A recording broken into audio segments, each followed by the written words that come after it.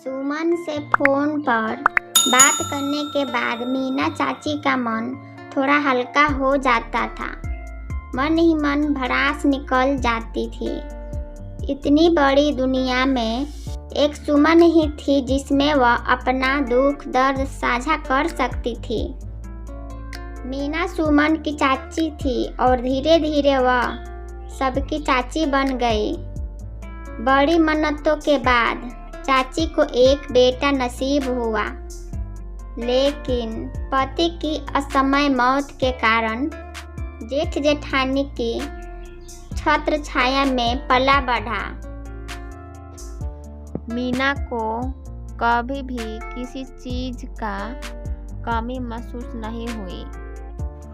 उसका हर जरूरत पूरा करती थी उनकी जेठानी। बच्चे को भी कभी भी कोई चीज के लिए जिद करना नहीं पड़ता था। कभी भी अकेला महसूस नहीं हुई। जेठ जी के हाथों थमा देती थी। मीना को किसी से कोई शिकायत नहीं थी।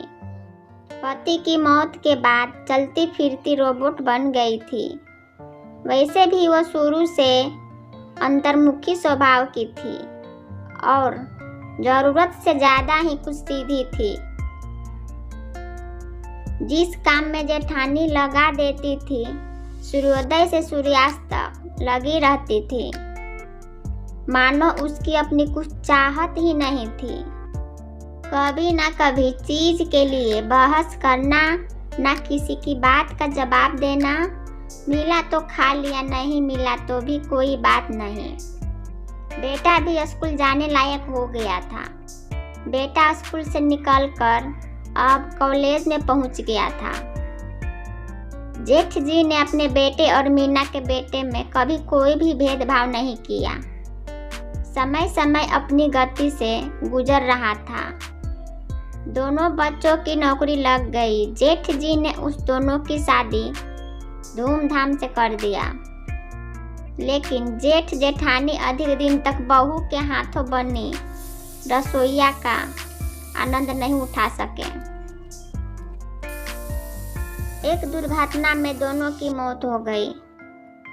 नियति के फैसले को स्वीकार करना ही पड़ता है।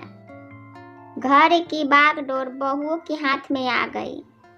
मीना की रुचि घर गृहस्थी में बिल्कुल नहीं थी, या यह कह सकते हैं कि घर गृहस्थी संभालने की काबिलियत ही नहीं थी उनमें। नए जमाने की दोनों बहुएं भला एक साथ कहाँ से निभा पाती, और बीच में दीवार खींच गई, क्योंकि जब जेठ जी और मीना के बेटे में बनती ही नहीं थी। मीना की बहू मीना को पूछती ही नहीं थी। मीना बहू के लिए बस एक नौकर थी। धीरे धीरे मीना की स्थिति बद से बदतर हो गई। बहू ने उसे एक कमरे तक सीमित कर दिया, जिससे वह बाहर वालों से संपर्क में कम आए। बेटा महीने में एक बार उनके पास आता था और प्यार मोहब्बत से बातें कर पेंशन के लिए हस्ताक्षर करा चला जाता था। शुरू में तो मीना अड़ोस पड़ोस के फोन पर सुमन से बातें कर लिया करती थी। उसकी शिकायत सिर्फ यही थी कि मुझे गंगा स्नान के लिए कोई नहीं ले जा रहा है। सुमन अपनी चाची की स्थिति से काफी दुखी रहती थी। वह जानती थी कि चाची के साथ अन्याय हो रहा है। एक तरफ से उसे कैदी बनाकर रखा गया है। पेंशन के लिए जिंदा रखना जरूरी है, इसीलिए सुबह शाम भोजन मिल जाता है। सुमन एक दो बार उनके बहू बेटे से बात करने की कोशिश भी की। हमेशा यही जवाब मिलता, मेरे घर में दखल देने की कोशिश मत करो। हम उनके अपने हैं, हम उनका अच्छा बुरा जानते हैं। सुमन मजबूर चुपचाप रह जाती। कई साल बाद इस बार सुमन मायके आई।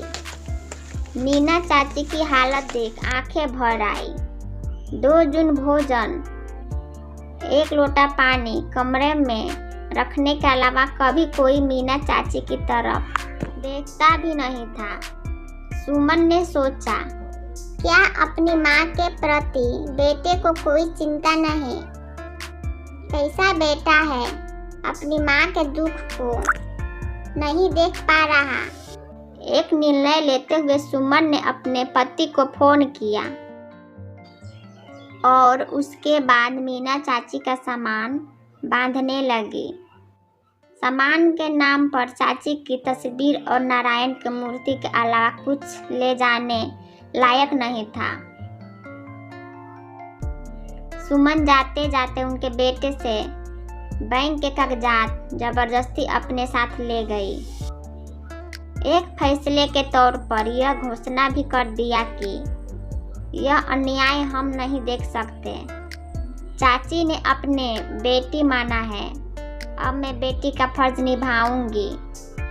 अब से चाची का पेंशन चाची के पास आएगी। बेटा होने के नाते अचल संपत्ति के मालिक हो।